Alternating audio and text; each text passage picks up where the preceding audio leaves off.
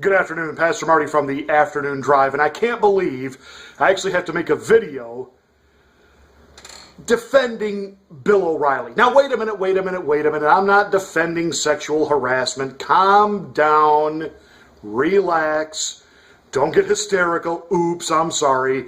That's one of the alleged comments he made to one of the female victims, that by calling her hysterical, he was making a gender-insensitive reference.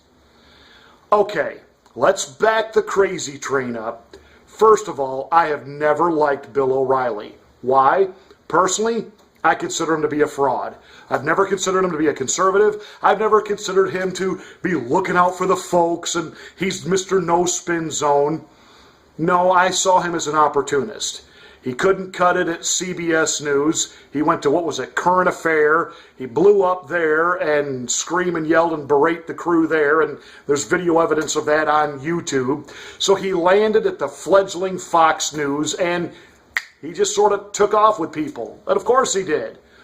Think about it. His audience, the nursing home, 8 o'clock, bedtime. You know, they watch O'Reilly, they go to sleep, they get up the next day. It's kind of like when they were younger, they would go to bed at 11 o'clock, watch the evening news, watch Johnny Carson, fall asleep. Now they just fall asleep to Bill O'Reilly. So, okay, he was the king of cable news, he had the top ratings, I get all that. I didn't care for him. I couldn't stand the fact that all of his books are ghostwritten. He takes credit for them and then gets credit as being some type of learned historian. No, I'm sorry. And I don't have enough time, and maybe I'll do a video at some point, and I'll walk you through a couple of his books and the historical inaccuracies. But sexual harassment with Dr. Wendy Walsh brought him down? I think not. And a funny thing happened. The two of us walked past the hostess stand, and he walked to the right, and I walked to the left.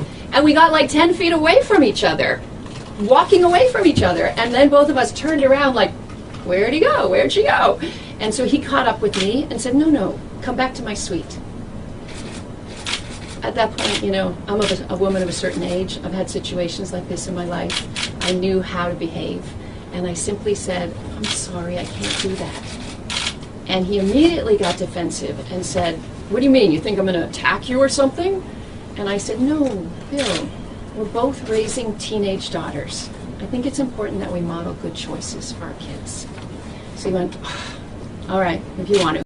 And then very soon after, he had the executive producer of the show call me and say that they're going to take a break from the segment for a little while, but they'd start up again later. Well, they did with the other one psychologist, but not me, but I knew it was coming. So let me get this straight. He asks you to his room, you say no, he gets what he is, which is obnoxious, but he doesn't swear at you or call you anything derogatory. He doesn't go on the air and do anything to impugn your reputation or hurt or hinder your means of being able to earn a living and tarnish your reputation so that your patients stop seeing you. He just, after a couple of weeks, stops having you on his show. What am I missing here? Other than the fact you had a really good lawyer who knows how to work the media and knew how to get the Now gang all worked up and knew how to get people in the streets and put enough pressure out there that, sponsors walked away, and that's what did in Bill O'Reilly.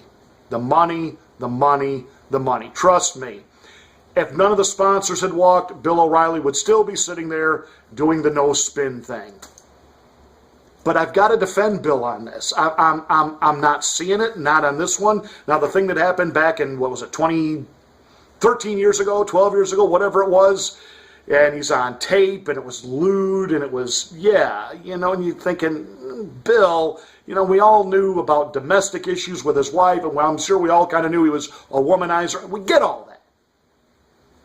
But this is simply a way for the mainstream media, in particular the liberal media, to pounce and to silence free speech. And that's why I have to defend Bill O'Reilly.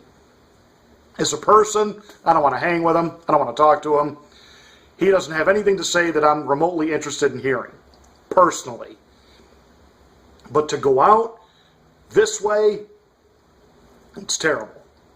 It's terrible. And tell us about the story that the woman that you had today that you talked about after O'Reilly was already out the door. Carolyn Heldman, I can release her name. She was a regular unpaid contributor on O'Reilly's show from about 2008 to 2011. She doesn't have a sexual harassment claim. She has a sex discrimination claim. She says that she did a pre-taped interview with him. He always pre-tapes, apparently.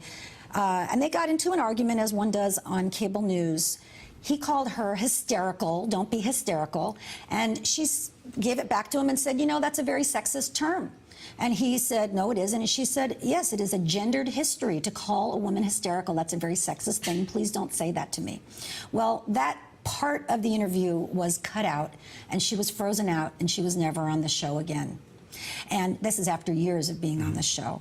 And so I explained to her that I felt that that was retaliation for complaining about sex discrimination, and that was worthy of calling into the complaint line. And so we were literally calling into the complaint line on that call today when the news broke. What? What? Really? Are you serious? Because he called you hysterical? Ooh, have you ever really listened to how guys talk to each other? So if you ladies want to be equal pay, equal recognition, equal respect, then you need to be able to take an equal insult. That's it. I'm Pastor Marty. If we're going to crucify Bill O'Reilly over some of this non-issue issue, and yet Bill Clinton got a pass on rape. Share this video, help it go viral. Catch you again next time on the Afternoon Drive.